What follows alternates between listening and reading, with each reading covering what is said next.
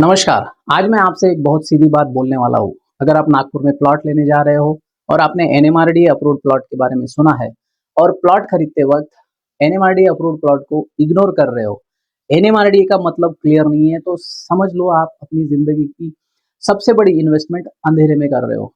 मैं हर रोज नागपुर के बायर्स को मिलता हूँ, वर्किंग प्रोफेशनल, पेरेंट्स, रिटायर्ड लोग, फर्स्ट टाइम इन्वेस्टर, सबका एक ही सवाल होता है, सर ये प्लॉट एनएमआरडी अप्रूव्ड है क्या? इसमें फ्यूचर में प्रॉब्लम तो नहीं होगा? और सच कहूँ तो 70% नए बायर जो नागपुर में प्लॉट खरीद रहे हैं, उनको खुद नहीं पता होता है कि वो क्या खरीद रहे हैं। इस वीडियो के बाद आप एनएमआरडीओ को इतना क्लियरली समझ जाओगे कि आप किसी भी ब्रोकर या डेवलपर से प्रेशर में गलती नहीं करोगे। दोस्तों, एनएमआरडीए क्या है, इसे समझने के लिए हमें थोड़ा पीछे जाना होगा। साल 1936 में एनआईटी यानी नागपुर इंप्रूवमेंट ट्रस्ट बना था। दशकों तक एनआईटी ने नागपुर को संवारा, लेकिन जैसे-जैसे 2000 के बाद नागपुर ने रफ्तार पकड़ी, शहर अपनी सीमाओं को तोड़ने लगा। लोग काम के लिए शहर आते, लेकिन रहने के लिए शहर के बाहर वर्धा रोड, हिंगना या अमरावती रोड की तरफ जाने लगे। नतीजा ये हुआ कि शहर के बाहर जंगलों में मंगल तो होने लगा, लेकिन बिना किसी प्लानिंग के कहीं सड़क नहीं थी, तो कहीं ड्रेनेज का अता पता नहीं था। 4 मार्च 2017 ये वो तारीख थी जब महाराष्ट्र सरकार ने एक बड़ा फैसला लिया। सरकार ने देखा कि नागपुर सिर्फ एक शहर नहीं, बल्कि एक मेट्रोपॉलिटन रीजन बन चुका है। इसी दिन जन्म हुआ एनएमआरडीए का। एनएमआरडीए क्या है? एनएमआरडीए का फुल फॉर्म है Nagpur metropolitan region development authority. सरकार ने एनएमआरडीए क्यों बनाया? इसके 3 मुख्य कारण थे। पहला, बड़ा दायरा। एनआईटी का हाथ शहर तक सीमित था, लेकिन एनएमआरडीए को 3500 प्लस वर्ग किलोमीटर का विशाल इलाका दिया गया। इसमें नागपुर के आसपास के 719 गांव शामिल किए गए। दूसरा, अवैध निर्माण पर लगाम। खेती की जमीन पर जो अवैध प्लाटिंग हो रही थी, उसे रोकने के लिए एक सख्त अथॉरिटी की जरूरत थी।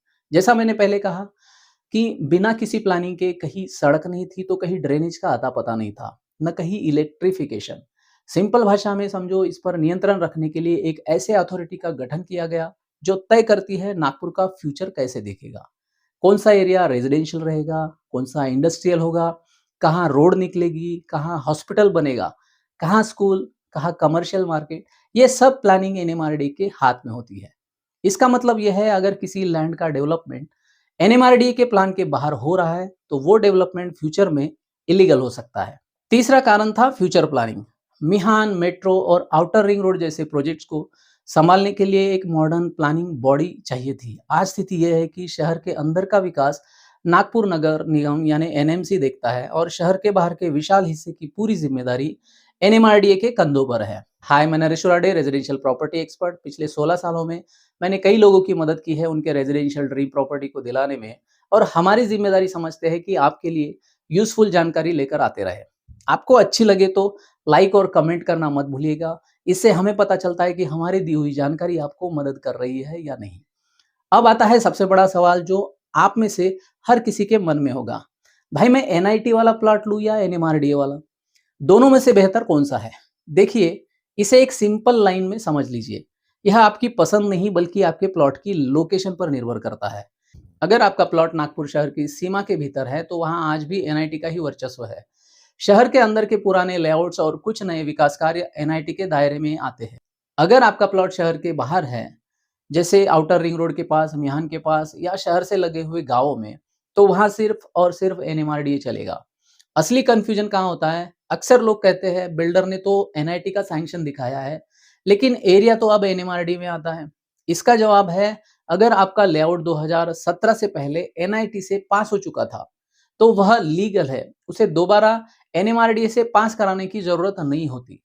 लेकिन अगर प्लाट आज की तारीख में लिया जा रहा है और वह शहर के बाहर है, तो उस पर एनएमआरडी की मोहर और आरएल होना अनिवार्य है।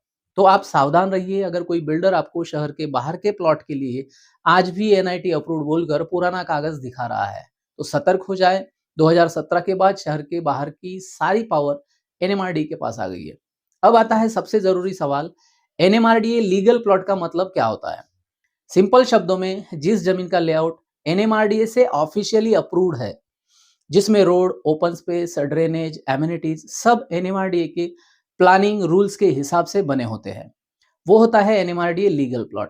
यह सिर्फ पेपर का स्टैंप नहीं होता, यह आपकी जिंदगी भर की इन्वेस्टमेंट की सेफ्टी होती है। कल आप बैंक लोन लेने जाओ, घर बनाने का प्लान करो, फ्यूचर में बेचना हो, एनएमआरडी अप्रूवल आपको हर जगह मजबूती देता है। इसके लिए एनएमआरडी ने कुछ रूल्स बनाए हैं और हर डेवलपर को इसके अकॉर्डिंग काम करने होते हैं। वो क्या है?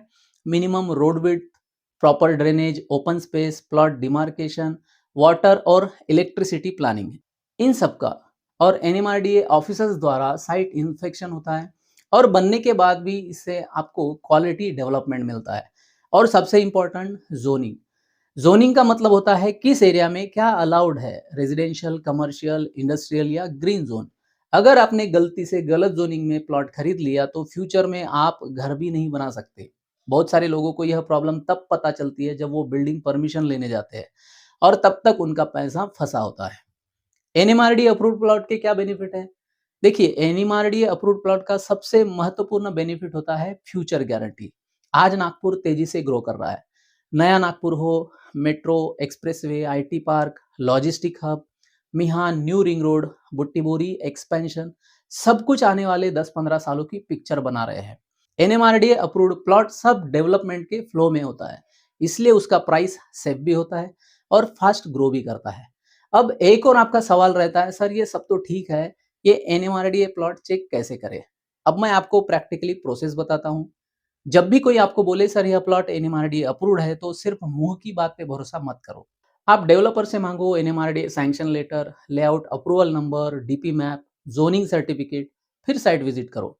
रोड की चौड़ाई चेक करो, ओपन स्पेस वेरीफाई करो। याद रखो, डॉक्यूमेंट बोलता है, आदमी नहीं।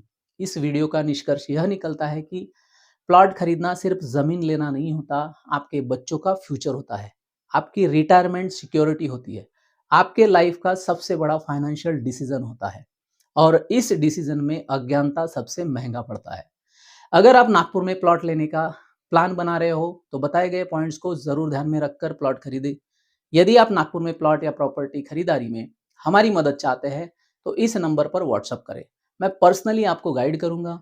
यदि आप नागपुर में प्लॉट खरीदने के बारे में डिसीजन नहीं ले पा रहे हैं तो आप इस वीडियो को देखिए, इसके बारे में मैंने डिटेल में डिस्कस किया है, उसे जरूर देखिएगा। बताई गई जानकारी आपको अच्छी लग रही है तो लाइक और कमेंट जरूर करें और चैनल पर नए हैं तो सब्सक्राइब कर घंटी वाले बटन को दबाकर ऑल पर सेट करें ताकि ऐसे ही यूजफुल जानकारी आपको मिलती रहे। नमस्कार, मैं नरेश उराडे। मिलते हैं नेक्स्ट वीडियो में। Thanks for watching.